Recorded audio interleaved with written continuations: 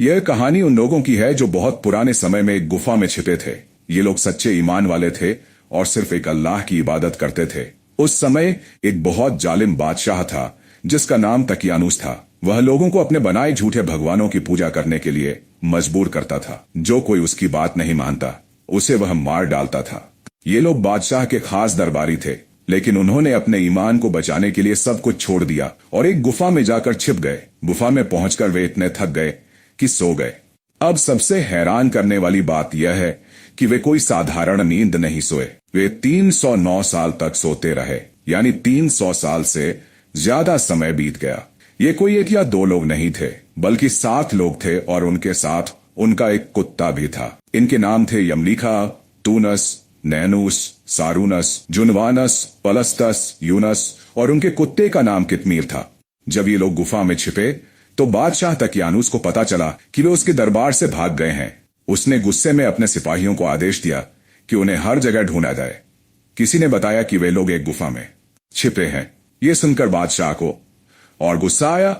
उसने कहा कि गुफा के मुंह को दीवार बनाकर बंद कर दो ताकि वे बाहर न निकल सकें और यही गुफा उनकी कब्र बन जाए। लेकिन जिस व्यक्ति को यह काम सौंपा गया वह दिल से नरम और ईमान वाला था। उसने गुप्त रूप से एक तख्ती पर इन लोगों के नाम, उनकी संख्या और पूरी कहानी लिखी। उसने यह तख्ती दीवार की जड़ में रखवा दी और एक ऐसी ही तख्ती शाही खजाने में भी रखवाई ताकि भविष्य में कोई इस सच्चाई को जान सके। समय बीतता गया, तकियानूस मर गया। कई बादशाह आए और चले गए। फिर एक नेक और इंसाफ पसंद बादशाह आया जिसका नाम पैत्रोस था। उसने 68 साल तक बहुत अच्छे तरीके से हुकूमत की, लेकिन उसके समय में कुछ लोग ऐसे थे जो यह मानते थे कि मरने के बाद कोई दोबारा जिंदा नहीं हो सकता और न ही कोई कयामत आएगी। ये लोग अपनी बात को सही ठहराने के लिए बहस करते थे। बादशाह पैत्रोस को अपनी कौम का यह हाल देखकर बहुत दुख होता था।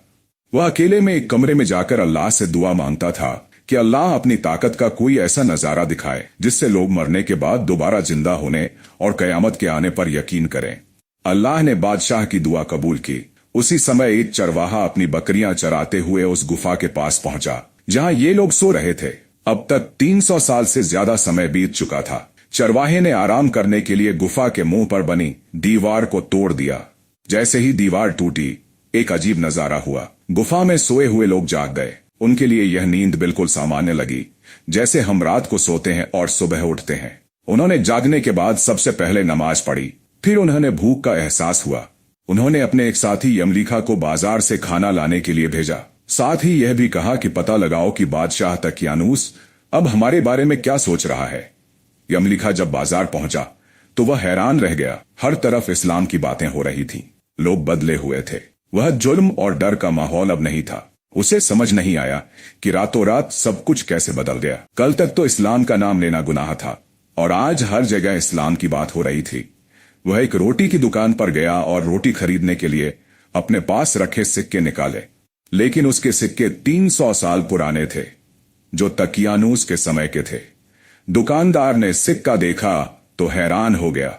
उसे लगा कि यमलीखा को कोई खजाना मिला है, क्योंकि इतने पुराने सिक्के अब कोई इस्तेमाल नहीं करता था। दुकानदार ने फौरन सिपाहियों को बुला लिया। सिपाहियों ने यमलीखा को पकड़ लिया और पूछा कि यह खजाना कहां से मिला।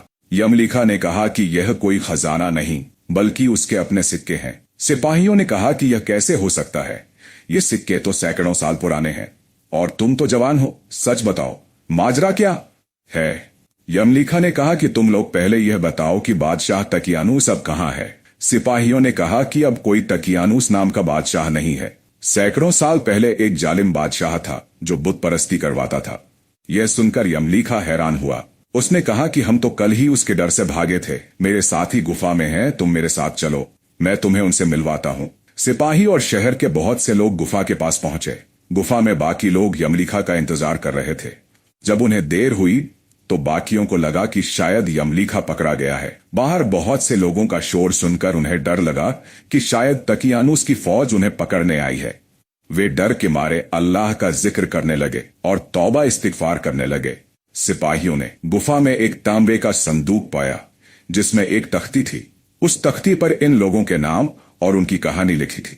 लिखा था कि ये लोग सच्चे मोमिन थे जो तकियानूस के जुल्म से बचने के लिए गुफा में छिपे थे। बादशाह ने गुफा को दीवार से बंद कर दिया था। यह तख्ती इसलिए लिखी गई थी ताकि जब कभी गुफा खुले लोग इनके हाल को जान सकें। सिपाही यह पढ़कर हैरान हुए। उन्होंने फौरन बादशाह पेत्रोस को इसकी खबर दी। बादशाह अपने साथ शहर के बहुत से लोगों को लेकर गुफा पर पहुंचा। गुफा में मौजूद लोग बाहर आए और बादशाह से मिले। उन्होंने अपनी पूरी कहानी सुनाई। यह सुनकर बादशाह पेत्रोस सजदे में गिर पड़े और अल्लाह का शुक्र अदा करने लगे कि उनकी दुआ कबूल हो गई। अल्लाह ने ऐसा चमत्कार दिखाया जिससे लोगों को मरने के बाद दोबारा जिंदा होने और कयामत के आने पर यकीन हो गया। बादशाह ने इन लोगों को अपने महल में आने की दावत दी, लेकिन उन्होंने मना कर दिया। उन्होंने बादशाह को दुआ दी कि अल्लाह उसकी हुकूमत की हिफाजत करे। फिर वे गुफा में वापस चले गए और सो गए। इस बार अल्लाह ने उन्हें हमेशा के लिए वफात दे दी। बादशाह पेत्रोस ने सजदा किया और इन लोगों के लिए एक खास इंतजाम किया। उसने सनोबर की लकड़ी का एक संदूक बनवाया और उनके पवित्र शरीरों को उसमें रखवाया। अल्लाह ने इन लोगों का ऐसा रौब लोगों के दिलों में डाला कि कोई भी गुफा के पास जाने की हिम्मत नहीं करता था। बादशाह पेत्रोस ने गुफा के ऊपर एक मस्जिद बनवाई और एक खास दिन तय किया जिस दिन सारे के लोग ईद की तरह वहां जियारत के लिए आते थे।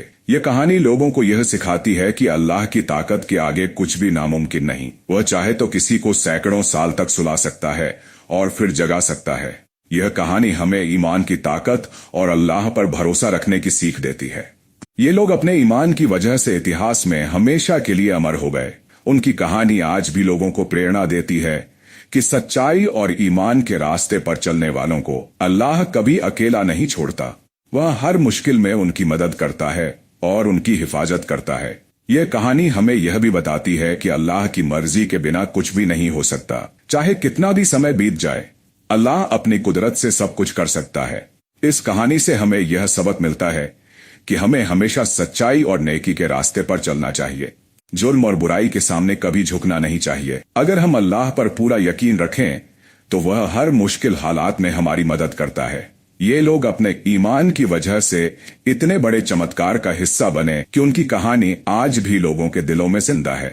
यह कहानी हमें यह भी सिखाती है कि अल्लाह की ताकत बेपनाह है। वह चाहे तो किसी को सैकड़ों साल तक सुला सकता है और फिर जगा सकता है। यह कहानी हमें यह यकीन दिलाती है कि मरने के बाद भी जिंदगी है और कयामत का दिन जरूर आएगा। हमें अपने ईमान को मजबूत रखना चाहिए।